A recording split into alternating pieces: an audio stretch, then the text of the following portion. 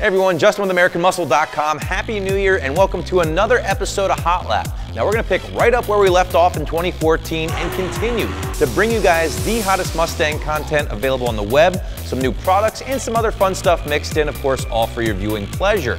Now a cool new thing we're going to be doing this year is an episode or a series called Builds. Basically, we're going to bring in both customer and employee rides, some builds already in progress. We're going to bring them into the shop here, turn a few wrenches, and show you guys the results. The first episode we just shot with employee Dave D and his 89 notchback, so let's check it out.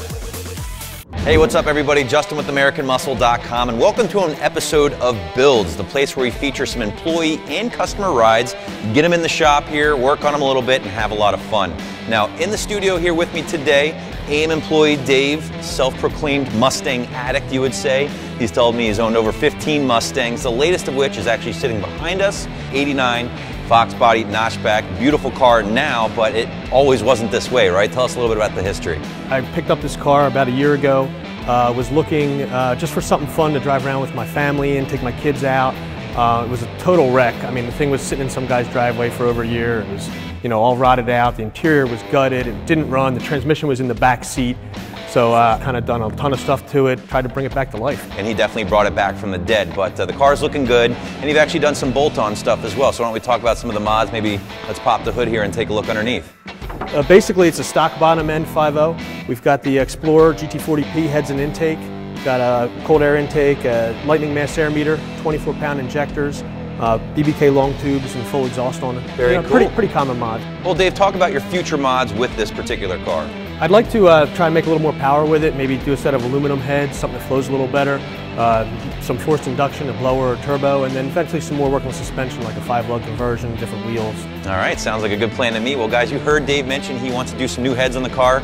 Well, wouldn't you know it, that just happens to be the subject of today's episode of Builds. We have these brand new SR Performance prototype heads, larger valves, stainless steel valves, and bronze guides along with the comp cams roller setup. These things aren't on the site yet, but will be available very shortly, and Dave's gonna be our guinea pig here at these heads. Well, what do you say we get to work on this bad boy, rip off those stock GT40 heads and get to work?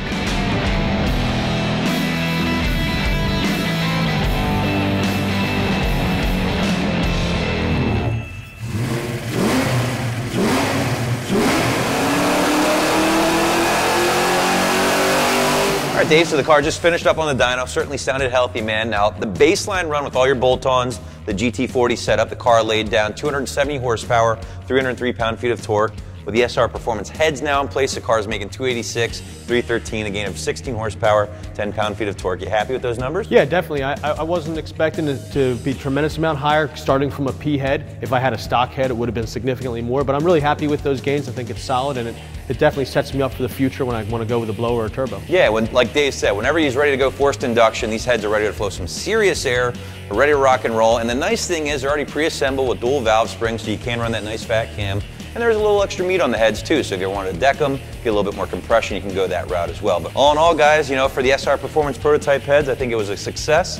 And Dave, he might be back. He talked about the blower, talked about the turbo, so that's the whole point of Builds, right? So we'll have a little bit more fun with Dave's Foxbody. But in the meantime, if you want to stay tuned to all these Build episodes, be sure to subscribe to our YouTube channel if you haven't done so already. And for all things Mustang, keep it right here at AmericanMuscle.com.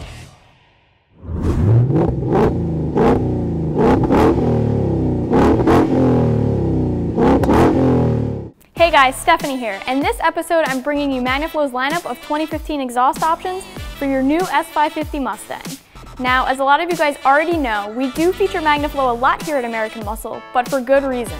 Quality, fitment, and sound are all on point. The exhausts I'm talking about here today are for the 2015 GT, and include the aggressive Competition Series Catback and Axleback, as well as the slightly milder Street Series Catback. All of these systems utilize quality stainless steel construction, 3-inch mantle bent tubing, and will no doubt increase volume and free up some power on your modified or otherwise stock Coyote. Stay tuned for sound clips coming soon, but in the meantime, if you guys would like to check out these exhaust options as well as other new products for your 2015, click the link below or head back to the new products tab on the homepage of AmericanMuscle.com. All right, guys, time to get started on this episode's Mustang news. Now, with the initial buzz of the 2015 Mustang slowly starting to wear off, the question still remains, how is America really reacting to the new pony car? Well, if sales figures are any indication, and guess what they are, then it seems like America's really digging the new Mustang. In fact, the Mustang celebrated its best sales figure since 2006, selling nearly 9,000 Mustangs in November of 2014, doubling the sales of the Camaro for that same month. Speaking of a great start of 2015, the Detroit Auto Show is set to take place later on this month, and Ford's looking to release some pretty cool new cars. Some of these cars include the return of Ford's Halo car, the GT, for the first time in many years, the return of the next generation Raptor, also possibly this 300 horsepower, maybe all-wheel drive Focus RS, which would be pretty cool. And last but certainly not least, since this is Mustang news after all, Ford is looking to release the Shelby GT350R, which is going to be a more pumped up version of the Shelby GT350, much like the Laguna Seca was to the Boss 302. Now you can look for some new aero, maybe new wheels and tires and brakes. Overall, should be pretty cool. All right, before we get out of here in Mustang news, I just want to give a quick shout out to my buddy Mike Zwick and his 2012 all-motor GT. Recently went a best of 10:59 at 128, resetting the naturally aspirated record here in his Coyote. So congrats, buddy. I know you've been chasing that time for a little while. I'm just sorry we couldn't make it down there in person to see it ourselves. Guys, well, that's going to do it for the first episode of Hot Lap here for 2015. We hope you enjoyed it. And believe me when I tell you, you are definitely going to want to stay tuned to our channel this entire year. Between our 2015s doing work at the track, other big builds, huge events, and some other big announcements, believe me, 2015 can be an amazing year here at AM. So in the meantime, thanks for watching, keep rocking and rolling, and for all things Mustang, keep it right here at AmericanMuscle.com.